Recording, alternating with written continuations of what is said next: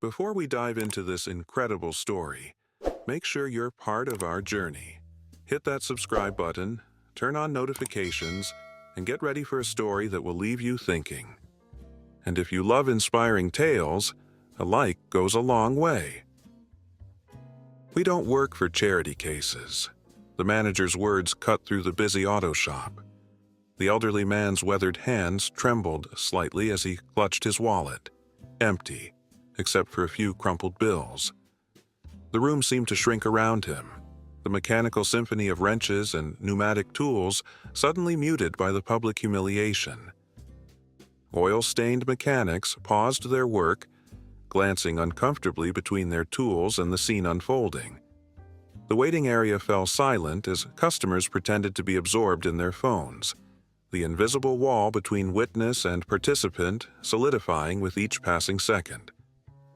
A man in a plain black Tesla cap stood near the coffee machine, his attention shifting from his phone to the elderly veteran. "My grandson is getting married this weekend," the old man explained softly, his military posture never wavering despite the shame burning across his face. "I just need to be there." The manager's smirk was small, but unmistakable. The power dynamic clearly established, the invisible line between those who can pay and those who cannot boldly drawn. If this moment made you feel something, imagine what's coming next. Hit that like button and stay with us. Subscribe now. The elderly man, James Wilson, according to the paperwork on the counter, stood with the quiet dignity that only comes from having faced worse humiliations in life. His 1997 Ford Taurus sat in Bay 3, hood open like a patient on an operating table. The diagnosis was clear: water pump failure, timing belt worn, $400 minimum. For most customers, an inconvenience. For James, an impossibility. "Sir, I understand your situation, but we have costs," the manager continued, his voice carrying a practiced blend of firmness and false sympathy. "Maybe try a payday loan." A few customers shifted uncomfortably in their plastic chairs. A young mother pulled her daughter closer, as if poverty might be contagious. The man in the Tesla cap lowered his phone, his attention now fully captured by the exchange at the counter. "I don't do loans," James replied quietly. "Never have." His calloused hands carefully returned his empty wallet to his back pocket. Decades of labor etched into each movement. The silver wedding band on his left hand caught the fluorescent light, a silent testament to promises kept through harder times than this. The manager's eyes flickered with impatience, his commission-based salary mentally calculating the time being wasted. "Then I'm afraid I can't help you." He gestured toward the door, already turning to the next customer. "Next!" The dismissal was casual, practiced. The mechanics returned to their tasks, the momentary theater concluded. A teenager near the vending machine whispered to his father, phone partially raised as if sensing something worth recording. The man in the Tesla cap adjusted his position, moving closer to the counter. James nodded once, accepting the verdict with the stoicism of a man who had faced rejection before. His eyes lingered on the photo taped to his keyring. A young couple, his grandson in uniform like he once was, standing beside a beaming fiancée. 600 miles separated him from their wedding. The bus wouldn't get him there in time. "I understand," he said simply, pocketing the keys. "No begging, no scene." He turned toward the door with measured steps, leaning slightly on his right leg, an old injury perhaps, or just the weight of years. The manager had already moved on, greeting the next customer with renewed enthusiasm. A corporate smile stretched across his face.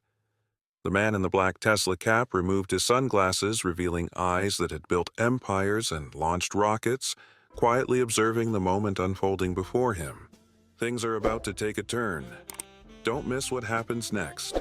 Subscribe, like our video, and keep watching.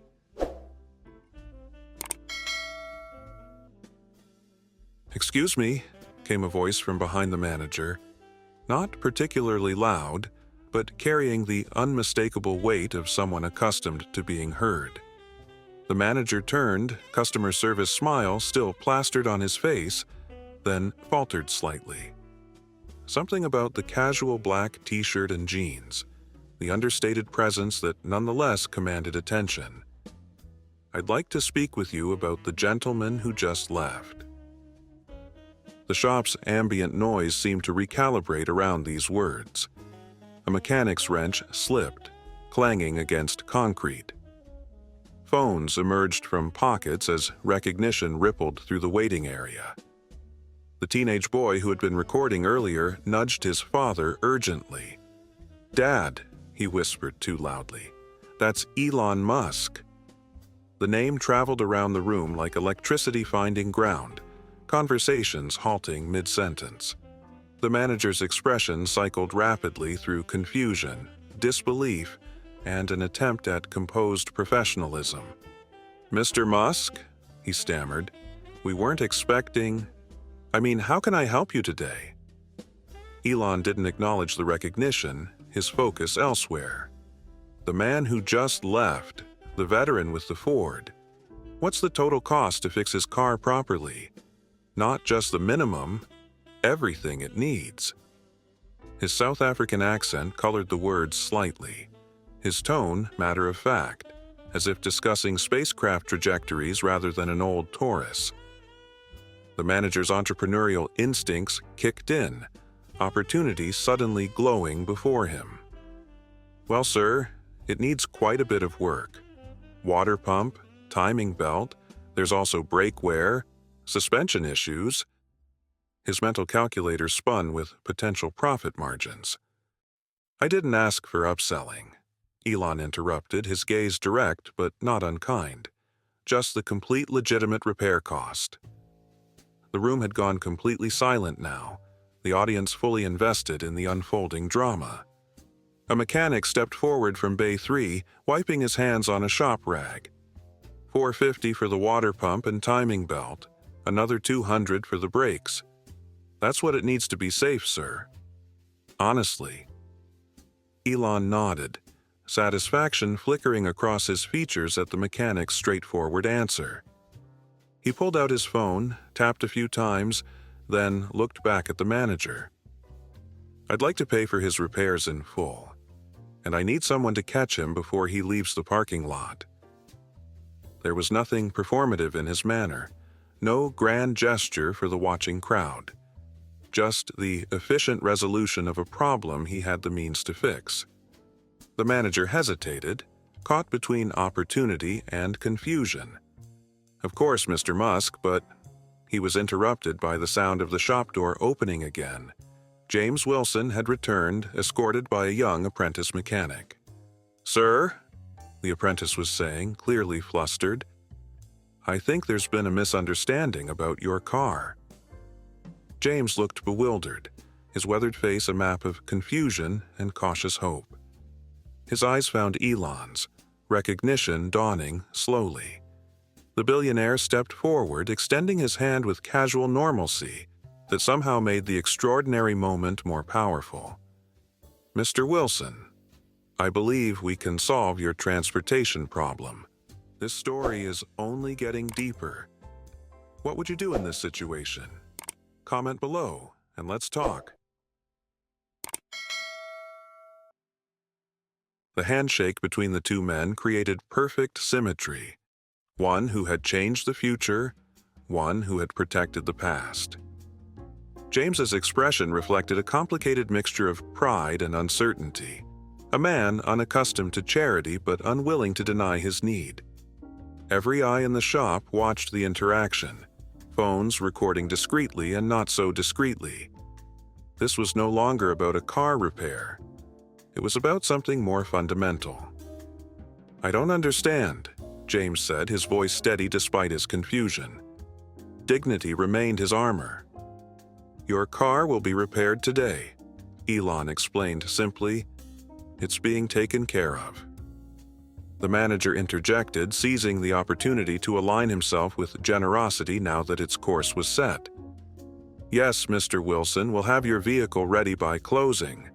Premium service, of course. His smile stretched wider than before. Performance for both his celebrity customer and the recording devices capturing every moment. Some in the waiting area exchanged knowing glances at the manager's sudden change of heart. James stood straighter, the military bearing more pronounced now. I can't accept charity, sir. Never have. The words carried no accusation, just principle. The same principle that had likely guided him through decades of quiet integrity. Elon's response came with the directness that had become his trademark. It's not charity.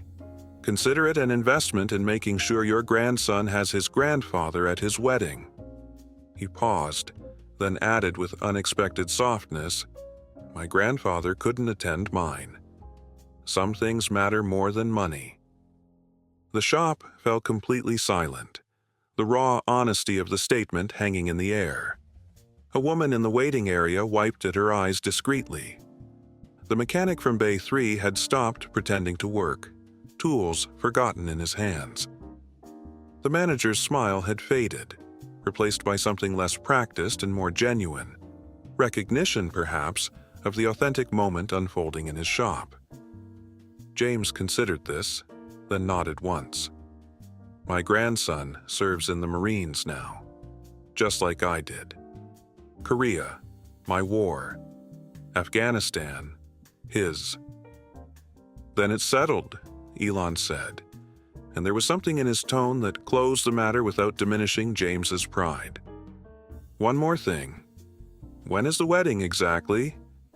Saturday noon in Charleston, James replied. I was hoping to leave tomorrow, stay with my sister Friday night. Elon nodded, calculations running behind his eyes. Your car will be ready today. Then, with characteristic decisiveness, he turned to the manager. Priority service, and the best loaner car you have until it's done. It wasn't a request. The manager's nod was immediate. Of course, Mr. Musk. What happened next surprised everyone. A mechanic stepped forward. Not the one from Bay 3, but an older man from the back of the shop. Sir, he addressed James directly, I'd be honored to work on your car personally. My father was Marine Corps too. Served in '52. He extended a grease-stained hand. I'll make sure it's done right.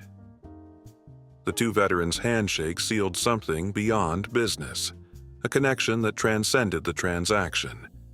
Elon watched quietly, allowing the moment its space. It's not over yet. The best part is coming. Make sure you're subscribed so you don't miss it.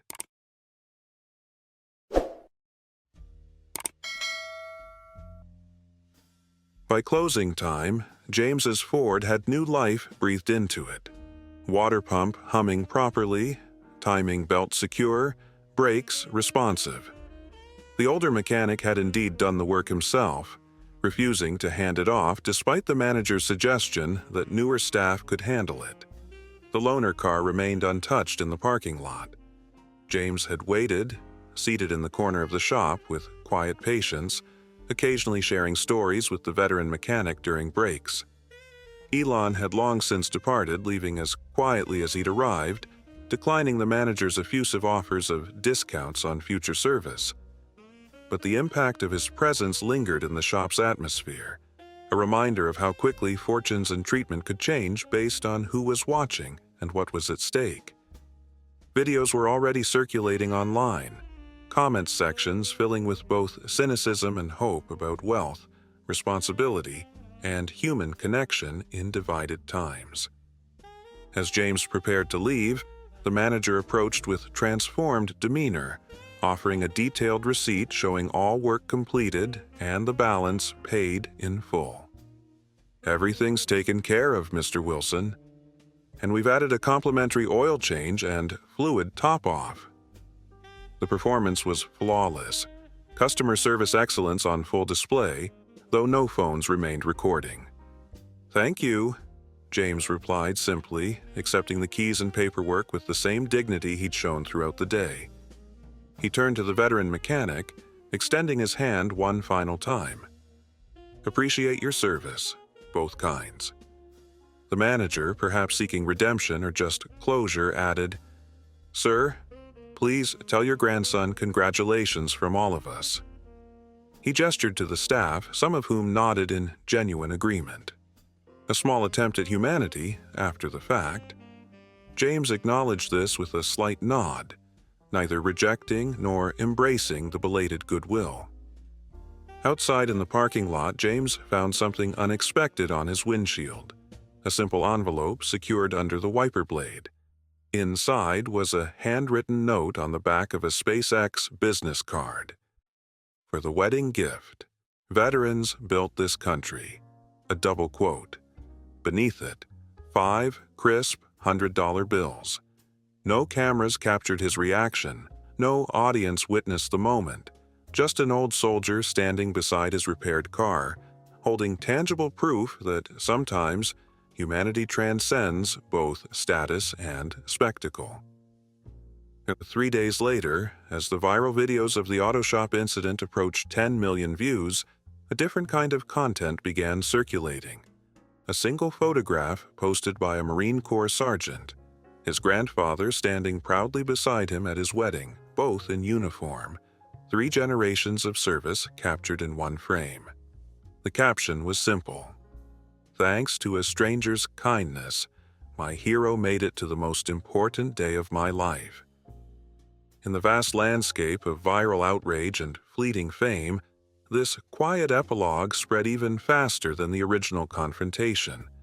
A reminder that some stories continue long after the cameras stop recording. Wow, what a story! If this moved you, imagine what else we have for you. Hit that like button, drop a comment, and let us know what you think.